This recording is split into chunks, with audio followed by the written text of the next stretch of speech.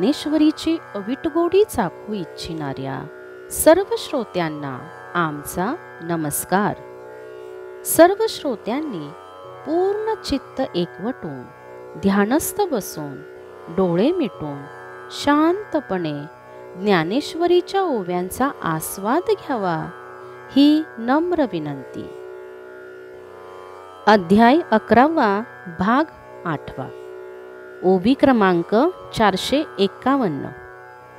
तरी मी काळोगा आहे पुढे लोकसंहारा वया लागी वाढे सैंग पसरली आथी तोंडे आता ग्रासीन हे आघवे एत अर्जुन म्हणे कटकटा उबगिलो मागिल्या संकटा म्हणून आळविला तव वोखटा उवाईला हा तेबीची कठीण बोले आस तुटी अर्जुन होईल हिंपुटी म्हणून सवेची म्हणे किरीटी परी आनये कसे तरी आताची ये संहार वाहरे तुम्ही पांडव असा बाहिरे तेत जात जातीची धनुर्धरे सावरिले प्राण होत मरण महामारी गेला तो मागुता सावधू जाहला मग लागला बोला चित्त देऊ। तर हे अर्जुना, मी खरोखरच काळ आहे हे पक्के समज। मी जगाचा नाश करण्यासाठीच मोठा होत होत माझी तोंडे चहूकडून पसरवित आहे। त्यानेच मी हे जग गिळून टाकणार आहे। हे ऐकून अर्जुन म्हणतो, अरे रे, मागच्या संकटाला त्रासून याची प्रार्थना केली तर हे उलट जास्तच त्यावर मात करणारे श्रीकृष्णाच्या रूपाने भयंकर संकट उपस्थित झाले आहे। यावर आपल्या कठोर बोलण्यामुळे अर्जुन निराश आणि हिरमुसला होईल म्हणून श्रीकृष्ण अर्जुनास पुन्हा म्हणाले, अर्जुना, यात एक दुसरी गोष्ट आहे। तर आत्ताच्या या संहाररूपी संकटातून फक्त तुम्ही पांडव बाहेर पडाल असे भगवंताने म्हणताच अर्जुनाला हायसे वाटले। त्याने आपले जाणारे प्राण सावरून धरले। अर्जुन मरणरूप महामारीत सापडला होता। देवाच्या बोलण्याने तो भानावर आला आणि तो त्यांचे बोलणे लक्षपूर्वक ऐकू लागला।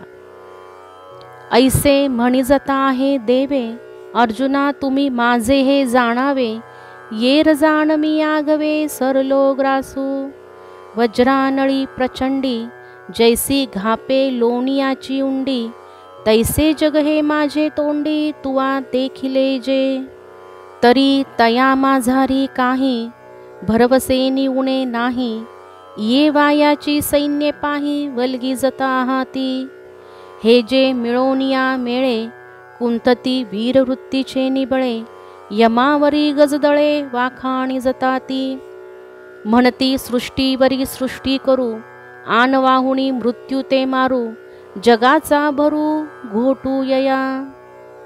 तेव्हा देव म्हणाले की अर्जुना, तुम्ही पांडव तेवढे माझे असल्यामुळे तुमच्याशिवाय बाकी इतर सर्वांना गिळून टाकण्यास मी प्रवृत्त झालो आहे।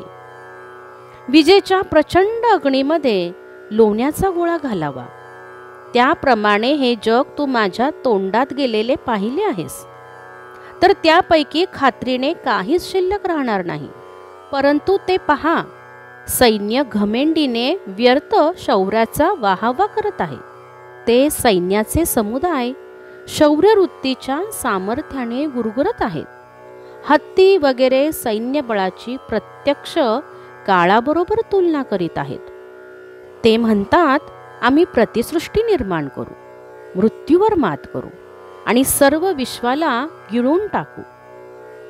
पृथ्वी सगळीची गिळू आकाश वरीच्या वरी जाळू काही बाणवरी खिळू वार याते ऐशा चतुरंगाचिया संपदा करीत महाकाळेसी स्पर्धा वांटी वेचिया मदा वळघले जे बोल हतिये राहुणी तिखट दिसती अग्नी परिस दासट मारकपणे काळकूट मौर म्हणत तरी हे गंधर्व नगरीचे उमाळे जाण पोकळीचे पेंडवळे अगा चित्रीची फळे वीर हे देखे हा मृगजळाचा पूर आला दळ नव्हे कापडाचा साप केला या शृंगारुनिया खाला मांडिलिया पै. ही पृथ्वी गट्ट करू, आकाश वरचेवर पेटवून भस्म करू. या चंचल वाऱ्याला तर बाणाने जागेवर जखडून टाकू. स्वतःच्या सामर्थ्याने गर्वाने चढलेले ते सैनिक चतुरंग सैन्याच्या बळसंपत्तीच्या सहाय्याने महाकाळाबरोबर स्पर्धा करतात. त्यांचे शब्द शस्त्रापेक्षा तीक्ष्ण आणि अग्नीपेक्षा दाहक वाटतात. आणि या शब्दाच्या घातकपणाची काळकूट विषाशी तुलना केली तर काळाकुट्ट विषमधूर ठरते. तरी सुद्धा हे वीर म्हणजे गंधर्व नगरीतील लोट किंवा पोकळीचे भेंडोळे अथवा जणू चित्रातील रंगीत मळेच आहेत असे समज. हा सैन्य समुदाय म्हणजे मृगजळाचा पूर आलेला आहे, किंवा हे सैन्य म्हणजे कापडाचा साप आहे, अथवा सजवून उभी केलेली बाहुली होय. येर चेष्टविते जे बळ ते मिया मागा चिग्रासिले सकळ. आता कोलौरीचे वेताळ तैसे निर्जीव हे आहाती. हालविती दोरी तुटली तरी तिये खांबावरील बाहुली. भलतेने लोटली उलथोणी पडती. तैसा सैन्याचा यया बघा मोडता वेळू न लगेल पैगा. म्हणून उठी उठी वेगा शहाणा होई. तुवा गो ग्रहणाचेनी अवसरे घातले मोहनास्त्र एकसरे. मग विराटाचेनी महाभेडे उत्तरे आसडुनी नागविले. आता हे त्याहुनी निपटारे जाहले निवटी आईते रण पडिले. घेई यश रिपू जिंतिले एकलेनी अर्जुने. शिवाय ज्या सामर्थ्याने ते हालचाल करतात ते सर्व सामर्थ्य मी मागेच नाहीसे केले आहे. आता ते मातीच्या पुतळ्यासारखे निर्जीव आहेत. कळसूत्री बाहुलीला हवे तसे नाचविणारी, स्थिर ठेवणारी दोरी तुटली की त्या बाहुलीला धक्का लागला की ती उलथून पडते. त्याप्रमाणे या सैन्याचा हा आकार नाहीसा करण्याला काहीच वेळ लागणार नाही. म्हणून अर्जुना, शहाणा हो आणि लवकर उठ पाहू. विराट राजाच्या गायी हरण करण्यास कौरव मत्स्य देशात आले होते. तेव्हा तू सर्वांवर मोहिनी अस्त्राचा प्रभाव घातला आणि मग विराटाच्या अतिशय भ्याड असलेल्या उत्तरवाच्या मुलाकडून कौरवांची वस्त्रे हरण करून त्यांना तू नग्न केलेस. आता हे त्यापेक्षाही बलहीन झाले आहेत.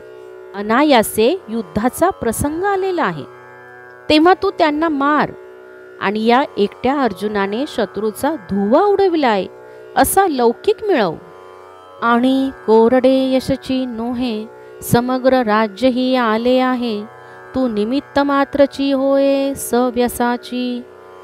द्रोणाचा पाडू न करी भीष्माचे भय न धरी. कैसे निकरणावरी परजू हे न म्हण. कोण उपायो जयद्रथा कीजे हे न चिंतू चित्त तुझे. आणि कैयाती जे जे नावाणी गे वीर.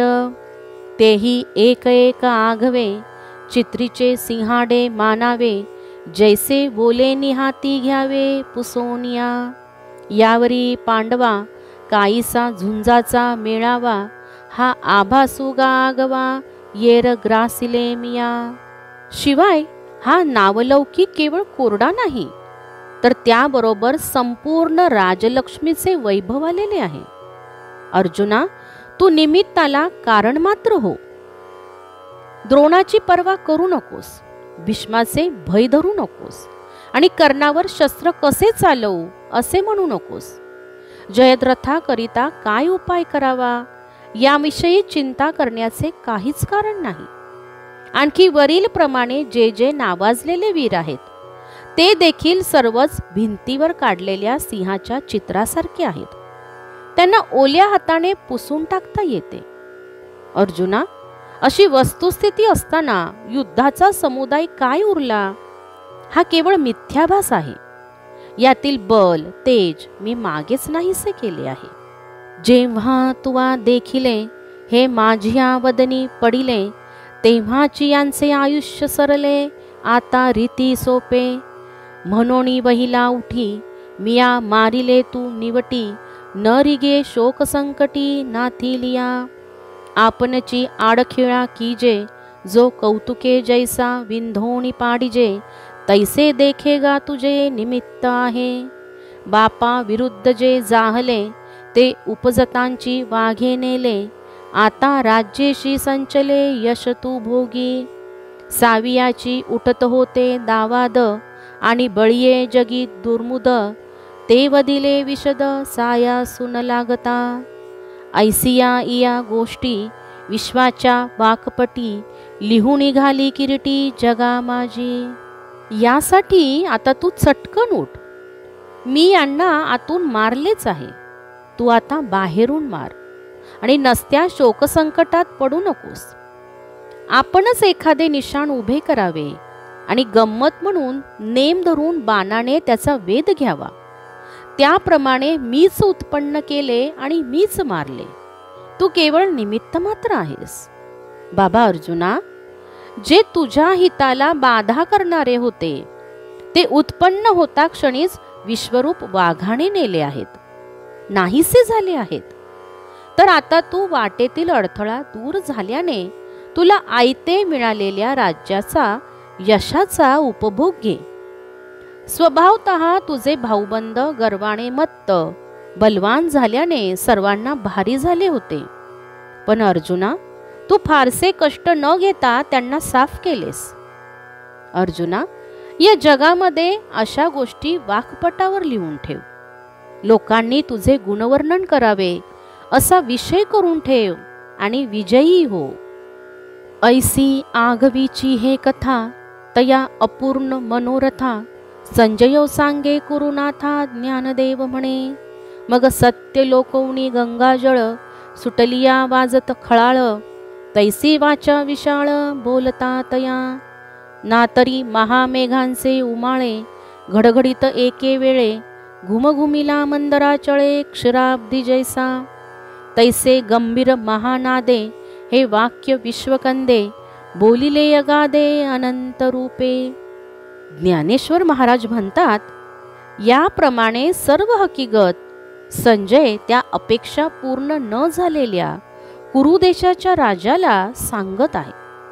मग सत्य लोकातून ज्याप्रमाणे गंगेचे पाणी खळखळ वाजत जाते, त्याप्रमाणे श्रीकृष्णाच्या गंभीर वाणीचा ओघ चालला होता. अथवा विशालकाय मेघांनी सरसरत एकत्र येऊन गडगडाट करावा, किंवा समुद्रामध्ये मंदार पर्वत घालून घुसळावा, तसा खोल आवाज घुसला. त्याप्रमाणे अगाध आणि अनंत रूपधारी विश्वाचे आदिकारण असलेल्या श्रीकृष्णांनी आपल्या गंभीर वाणीने मोठ्याने भाषण केले. ते अर्जुने मोटके ऐकिले आणि सुखकी भय दुनावले. हे नेनो परी कांपिन्नले सर्वांगतयाचे. सखोलपणे वळली मोट आणि तैसेची जोडले करसंपुट. वेळोवेळा ललाट चरणी ठेवी. तेवीची काही बोलो जाये, तव गळा बुजालाची ठाये. हे सुखकी भय होये, हे विचारा तुम्ही. परी तेव्हा देवाचे नि बोले, अर्जुना हे ऐसे जाहले. मिया पदांवरी देखिले श्लोकीचिया. मग तैसाची भेन भेन, पुढती जोहारुणी चरण. मग म्हणे जी आपण ऐसे बोलिले ती. ना तरी अर्जुना मी काळू, आणि ग्रासीजे तो माझा खेळू. हा बोलू किरडळू मानू आम्ही. ते भाषण अर्जुनाच्या कानावर हलकेच आले, परंतु त्यामुळे सुख किंवा भीतीचे प्रमाण दुप्पट झाले. नेमके कशामुळे हे घडले हे माहीत नाही, परंतु त्याचे सर्वांग थरथरू लागले. ही गोष्ट खरी. तो अतिशय विनयाने हात जोडून ओणवा होऊन श्रीकृष्णाच्या चरणी वारंवार मस्तक ठेवू लागला. त्याप्रमाणे अर्जुन बोलण्याचा प्रयत्न करू लागताच त्याचा कंठ भरून येईल. आता हे भीतीचे किंवा सुखाचे लक्षण आहे, याचा तुम्ही मनात विचार करून निर्णय करा. परंतु देवाने केलेले भाषण ऐकून अर्जुनाची अशी स्थिती झाली, हे मी श्लोकाच्या वरील भीत भीत प्रणम्य पदावरून जाणले. मग तसाच भीत भीत तो पुन्हा श्रीकृष्णाच्या चरणाला नमस्कार करून म्हणाला, महाराज, आपण असेच बोललात ना की अर्जुना, मी सर्व भक्षक काळ आहे आणि सर्वांचा नाश करणे ही तर माझी लीलाच आहे. देवा, ही तुमची वाणी आम्ही खरोखर सत्य मानली असती. परी तू आजी काळे, आजी स्थितीची वेळे, ग्रासी जे हे न मिळे विचारासी. कैसे नि आंगीचे तारुण्य मोडावे, कैचे नवे ते वार्धक्य काढावे. म्हणून करू म्हणसी ते नवे बहुत करणी. हाजी चौपाहारी न भरता, कोणेही वेळे श्रीअनंता. काय माध्याणी सविता मावळ तू आहे. पै तुझ अखंडिता काळा, तिनी आहाती जी वेळा. त्या तिनी परी सबळा, आपुला लिया समयी. परंतु हे परमेश्वरा, आज जगाच्या अस्तित्वाचा काळ असताना जगाचा संहार करावा हे विचाराशी सुसंगत जुळत नाही. शरीरातील तारुण्य कसे नाहीसे करून म्हातारपण कसे आणता येईल. तू म्हणतोस तसे कार्य बहुत करून घडणार नाही. अहो देवादिदेवा, दिवसाचे 4 प्रहर भरल्याशिवाय कधीतरी सूर्य माध्यांनी मावळला आहे काय. देवा, खरोखर आपण अखंडित कालस्वरूप आहात. आपल्यालाही 3 उत्पत्ती, स्थिती आणि लय या अवस्था असून त्यातील प्रत्येक वेळ आपापल्या समयाला पूर्ण सामर्थ्यवान आहे. जे वेळी हो लागे उत्पत्ती, ते वेळी स्थिती प्रळयो हारपती. आणि स्थिती ठिकाणी न मिरवती उत्पत्ती प्रळयो. पाठी प्रळयाची वेळे उत्पत्ती स्थिती मावळे. हे कायसे नाही न ढळे अनादि ऐसे. म्हणून आजी तरी भरे भोगे, स्थिती वरती जता हे जगे. एथ ग्रसिसी तू हे न लगे माझ्या जीवी. तव संकेते देव बोले, अगा या दोन्ही सैन्यासीची मरण पुरले. ते प्रत्यक्ष तुझ दाविले, येर यथा काळे जाण. हा संकेतू जव अनंता, वेळू लागला बोलता. तव अर्जुने लोकू मागुता, देखिला यथास्थिती. उत्पत्तीच्या प्रारंभ काळात स्थिती आणि प्रलय या अवस्था नसतात आणि स्थिती काळात उत्पत्ती आणि प्रलय दोन्हींचा अभाव असतो. प्रलय काळी उत्पत्ती व स्थिती या दोन्हींचा लोप होतो. हा असा अनादी कालापासून चालत आलेला क्रम कशानेही बदलत नाही. म्हणून आज तर स्थितीकाली जग उपभोग घेण्याच्या भरात वागत आहे. अशा परिस्थितीत तुम्ही त्याचा संहार करू पाहता हे माझ्या मनास रुचत नाही. तेव्हा खुणेने देव म्हणाले, अरे अर्जुना, फक्त या दोन्ही सैन्याचेच आयुष्य संपले आहे. ते मी तुला प्रत्यक्ष दाखविले आहे. इतर लोक योग्य काली मरण पावतील. श्रीकृष्ण भगवान अशा संकेताने बोलतायत. तोच अर्जुनाने पाहिले की पुन्हा पूर्वीप्रमाणे सर्व लोक सुखरूप जागच्या जागी आहेत.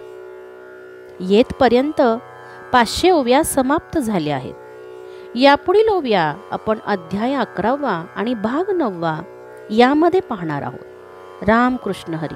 राम कृष्ण हरी.